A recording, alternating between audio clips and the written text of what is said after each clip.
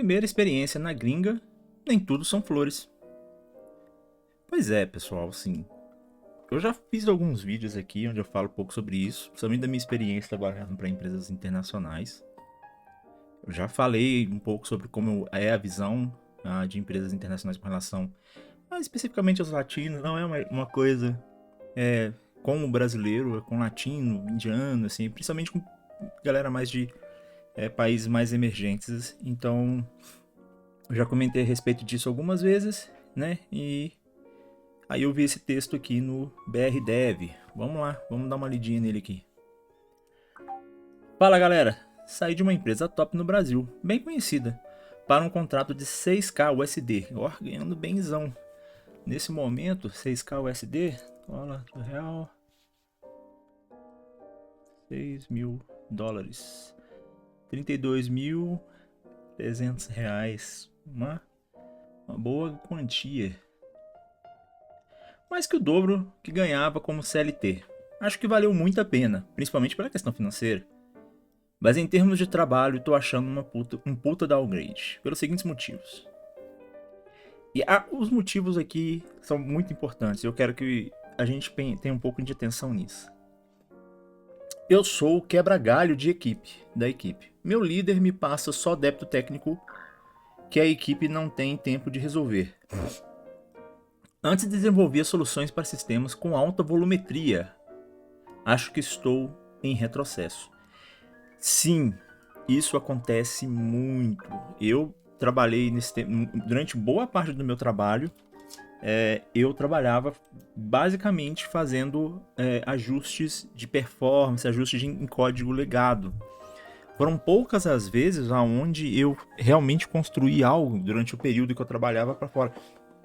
5 anos trabalhando para equipes internacionais, quase o tempo todo trabalhei com projetos legados, tá? Uma vez ou outra ali com uma coisa um pouco mais, vamos falar legal de fazer, mas a grande maior parte do tempo trabalhei sim com débito técnico, ajustando bugs, fazendo fixes. Grande maior parte do tempo é assim, tá? Foi assim comigo, pelo visto tá sendo assim com o nosso amigo aqui também. Não me integro com a equipe. Tem um lado positivo e negativo nisso. Não participar de reuniões é muito bom. Mas para minha primeira experiência na gringa, esperava ter mais oportunidade de usar o inglês. Acabo trabalhando o dia todo sozinho. Às vezes tenho uma reunião com meu chefe na semana. Já fiquei um mês sem ver ele. Isso também acontece, mas aqui eu vou falar que depende um pouco da empresa. Por exemplo, no meu caso, eu tinha as dailies. Todas as empresas que eu trabalhei, eu tinha dailies todos os dias.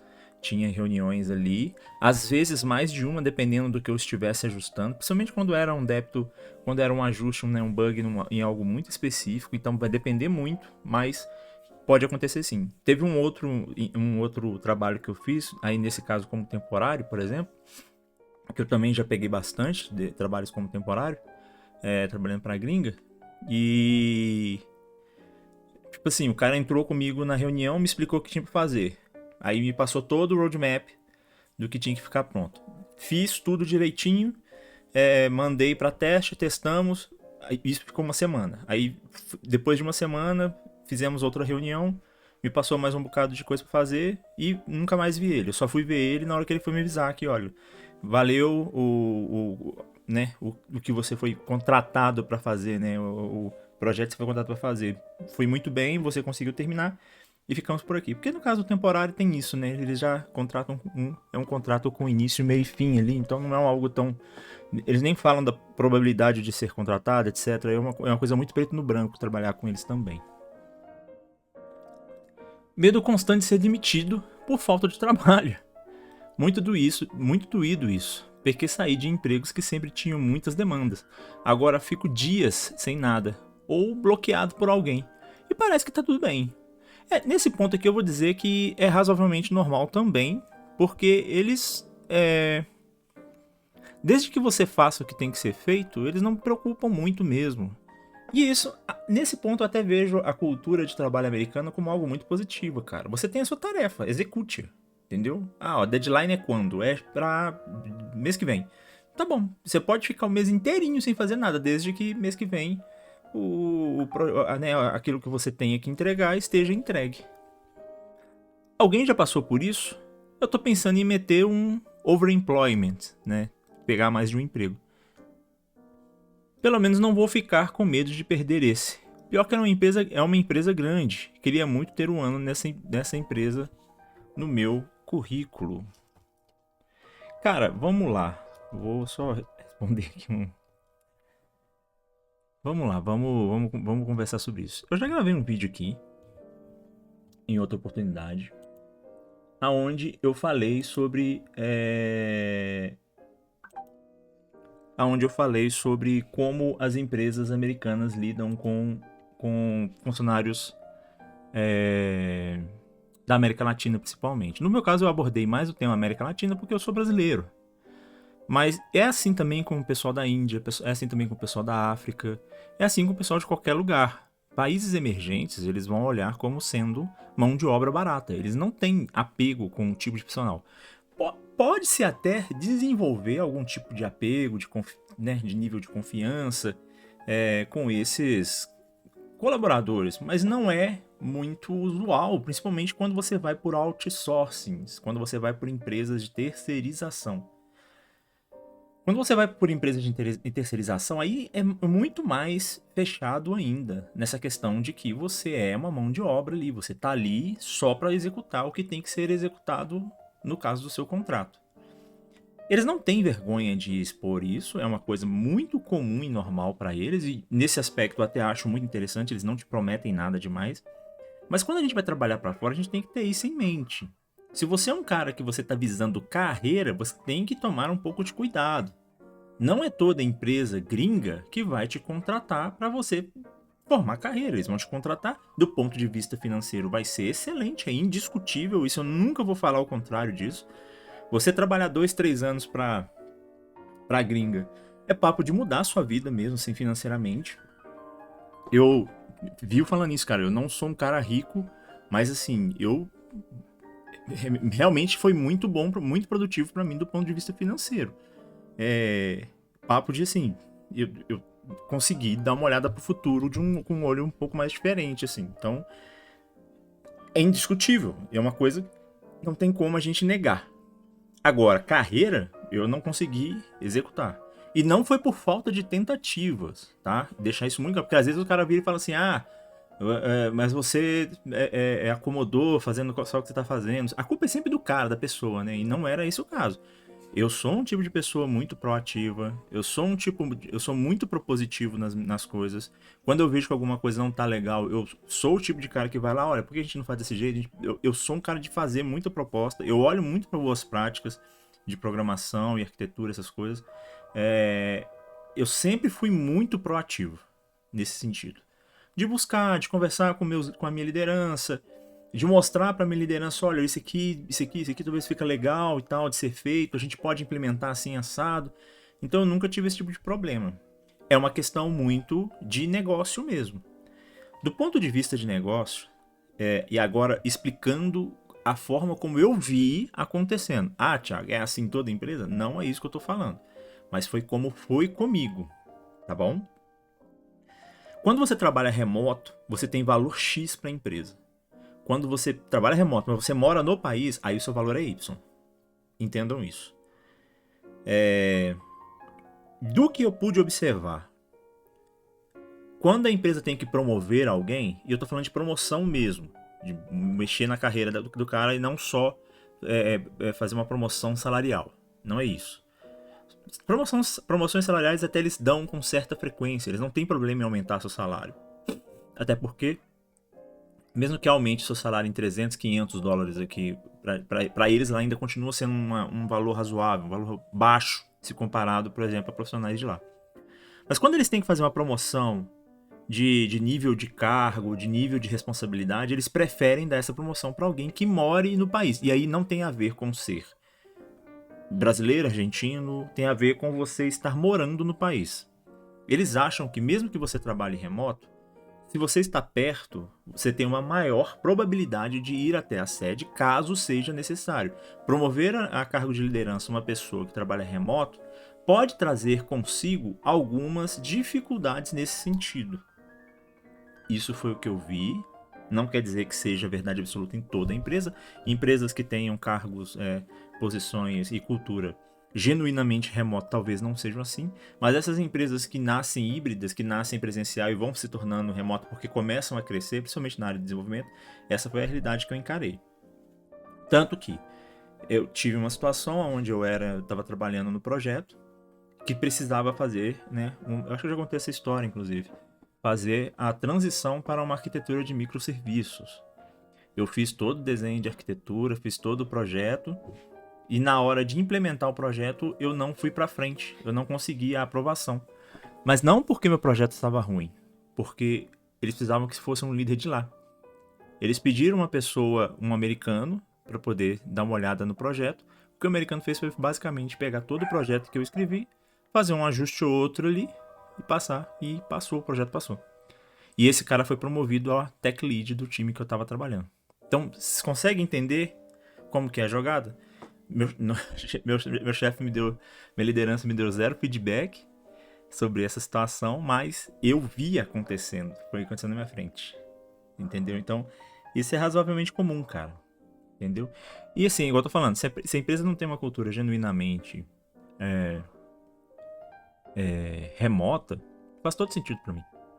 Eu, se eu fosse o dono de uma empresa, se eu fosse o CEO de uma empresa desse porte, eu talvez tomaria né, uma atitude semelhante, porque seria mais seguro pra mim, né? Pô, eu, ao invés de passar o cara pra tech lead, que eu nunca vou ver ele, ou talvez veja ele uma vez na vida, não, põe um tech lead, põe alguém pra ser líder, que seja local, porque eu tenho mais, né, tenho um feedback mais assíncrono ali, mais próximo, eu consigo ter, né, contato com essa pessoa. Na festa do final do ano eu vou ver esse cara de todo jeito, então tem tudo isso contabiliza muito. E cara, eu entendo totalmente o que o nosso amigo aqui falou. Isso é comum, como que como que eu tô falando. E cara, é acostumar. Vamos ler uns comentários aqui. Cara, pelo visto o teu contrato deve ter sido como temporário. Talvez seja esse o motivo de não interagirem, não te integrar ao restante do time. Aproveita enquanto tá aí e já vai começando a caçar outras oportunidades. Sou contra o overemployment. Mas se você vê como uma saída, mete bala. Quanto mais segurança, melhor. Isso mesmo.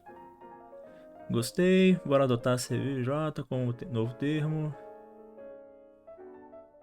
Overemployment. Não teve muito, não.